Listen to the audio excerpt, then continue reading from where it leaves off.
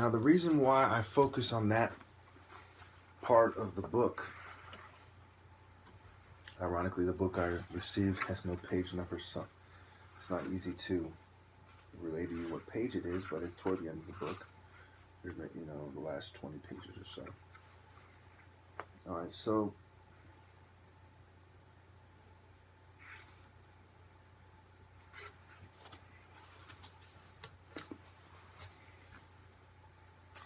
when you look at the next part, you see, the way Pike writes in itself is something that you need intellect to interpret, okay?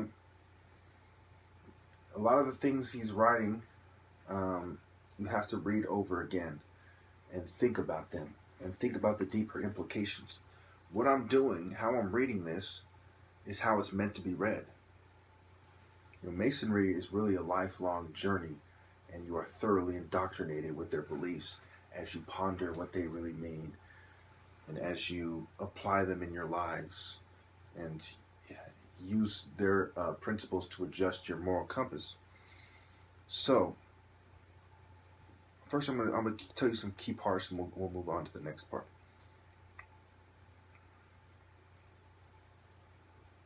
All right, so remember, they said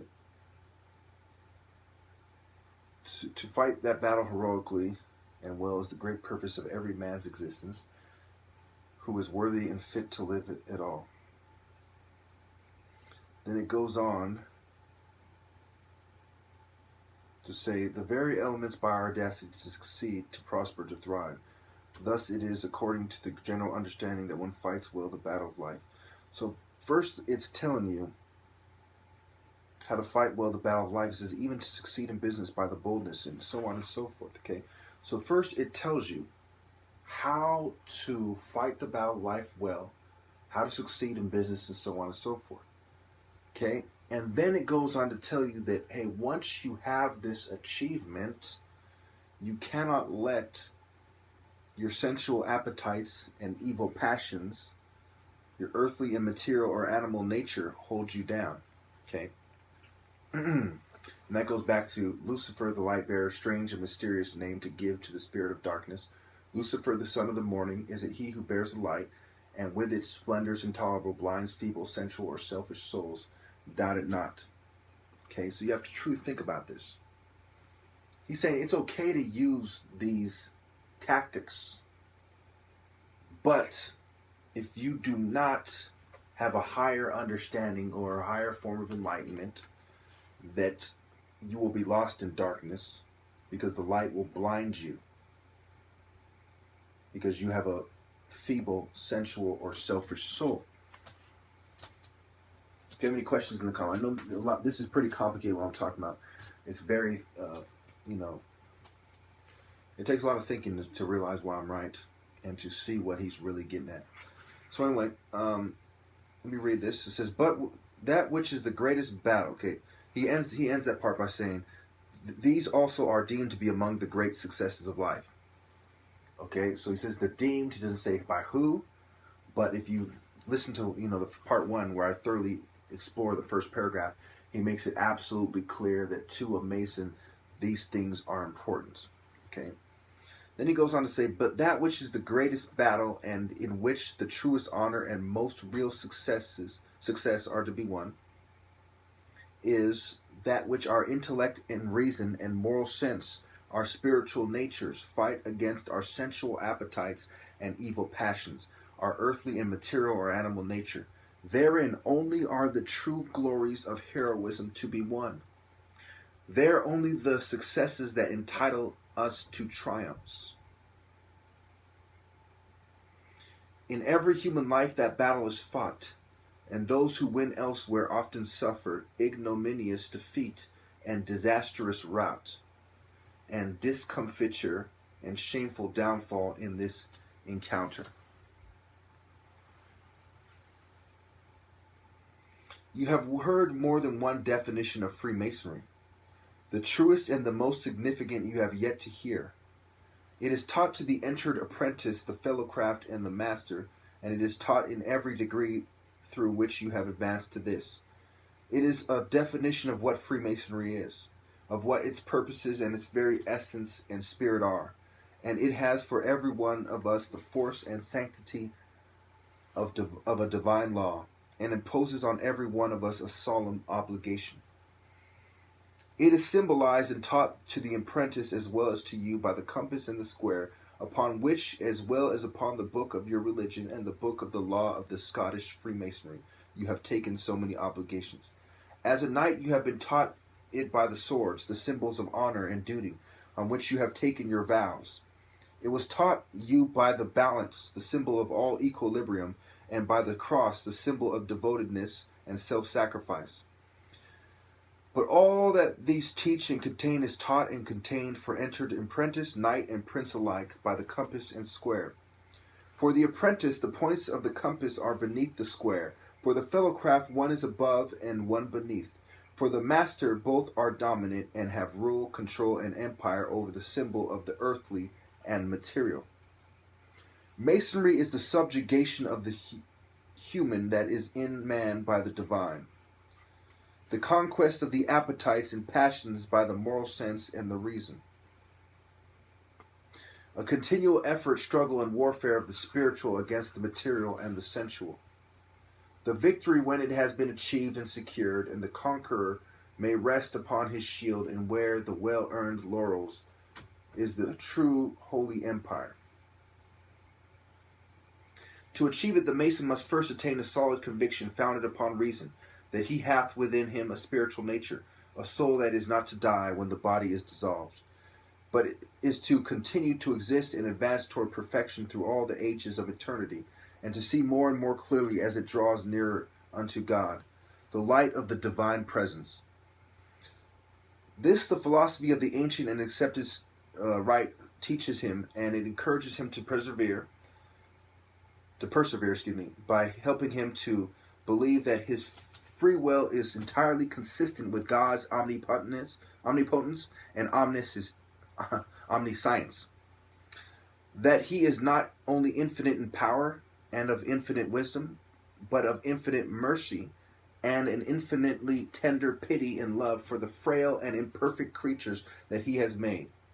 Every degree of the ancient and accepted Scottish rite, from the 1st to the 32nd, teaches by its ceremonial as well as by its instruction that the noblest purpose of life and the highest duty of a man are to strive incessantly and vigorously to win the mastery of everything, of that which in him is spiritual and divine, over that which is material and sensual,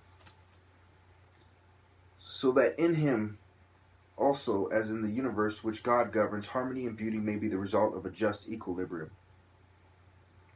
You have been taught this in those degrees conferred in the Lodge of Perfection, which inculcate particularly the practical morality of Freemasonry, to be true under whatever temptation to be false, to be honest in all your dealings, even if great losses should be the consequence, to be charitable when selfishness would prompt you to close your hand, and deprivation of luxury or comfort must follow the charitable act, to judge justly and impartially, even in your own case, when baser impulses prompt you to do an injustice in order that you may be benefited or justified, to be tolerant when passion prompts to intolerance and persecution, to do that which is right when the wrong seems to promise larger profit, and to wrong no man of anything that is his, however easy it may seem so to enrich yourself. In all these things and others which you promised in those degrees, your spiritual nature is taught and encouraged to assert its rightful dominion over your appetites and passions. The philosophical degrees have taught you the value of knowledge, the excellence of truth, the superiority of intellectual labor, the dignity and value of your soul, the worth of great and noble thoughts, and thus endeavor to assist you to rise above the level of the animal appetites and passions, the pursuits of greed, and the miserable struggles of ambition, and to find pure pleasure and nobler prizes and rewards in the acquisition of knowledge, the enlargement of the intellect, the interpretation of the sacred writing of God upon the great pages of the book of nature. And the chivalric degrees have led you on the same path by showing you the excellence of generosity, clemency, forgiveness of injuries, magnanimity, magnanimity. No, I said it right. Contempt of danger, and the paramount obligations of duty and honor. They have taught you to overcome the fear of death, to devote yourself to the great cause of civil and religious liberty, to be the soldier of all that is just, right, and true in the midst of pestilence, to deserve your title of knight commander of the temple, and neither there nor elsewhere to desert your post and flee dastard-like from the foe. In all this you assert the superiority and right to dominion of that in which is spiritual and divine. No base fear of danger or death, no sordid ambitions or pitiful greeds, or base considerations can tempt a true Scottish knight to dishonor, and so make his intellect, his reason, his soul, the bond-slave of his appetites, of his passions, of that which is material and animal, selfish and brutish in his nature. It is not possible to create a true and genuine brotherhood upon any theory of the baseness of human nature, nor by a community of belief in abstract propositions as to the nature of the deity, the number of his persons, or other theorems of religious faith, nor by the establishment of a system of association simply for mutual relief, and by which, in consideration of certain payments regularly made, each becomes entitled to a certain stipend in case of sickness, to attention then, and to the ceremonies of burial after death. There can be no genuine brotherhood without mutual regard, good opinion and esteem, mutual charity, and mutual allowance for faults and failings. It is those only who learn habitually to think better of each other, to look habitually for the good that is in each other, and expect, allow for, and overlook the evil, who can brethren one of the other in any true sense of the word. Those who gloat over the failings of one another, who think each other to be naturally base and low, of a nature in which the evil predominates, and excellence is not to be overlooked for, cannot be even friends, and much less brethren. No one can have a right to think meanly of his race, unless he also thinks meanly of himself. If from a single fault or error he judges of the character of another, and takes the single act as evidence of the whole nature of the man, of the whole course of his life, he ought to consent to be judged by the same rule, and to admit it to be right that others should thus uncharitably condemn himself. But such judgments will become impossible when he incessantly reminds himself that in every man who lives there is an immortal soul endeavoring to do that which is right and just, a ray, however small and almost inappreciable, from the great source of light and intelligence, which ever struggles upward amid all the impediments of sense and the obstructions of the passions, that in every man this ray continually wages war against his evil passions and his unruly appetites, or if it has succumbed, it is never wholly extinguished and annihilated. For he will then see that it is not victory but the struggle that deserves honor, since in this, as in all else, no man can always command success amid a cloud of errors, of failure, of shortcomings.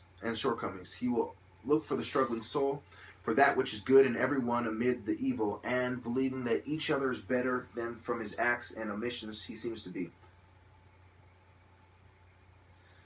and that God cares for him still, and pities him and loves him, he will feel that even the erring sinner is still his brother, still entitled to his sympathy, and bound to him by the indissoluble ties of fellowship.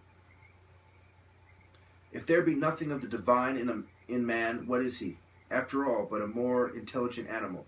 He hath no fault nor vice, which some beast hath not, and therefore in his vices he is but a beast of a higher order, and he hath hardly any moral excellence, perhaps none, which some animal hath not in as great a degree.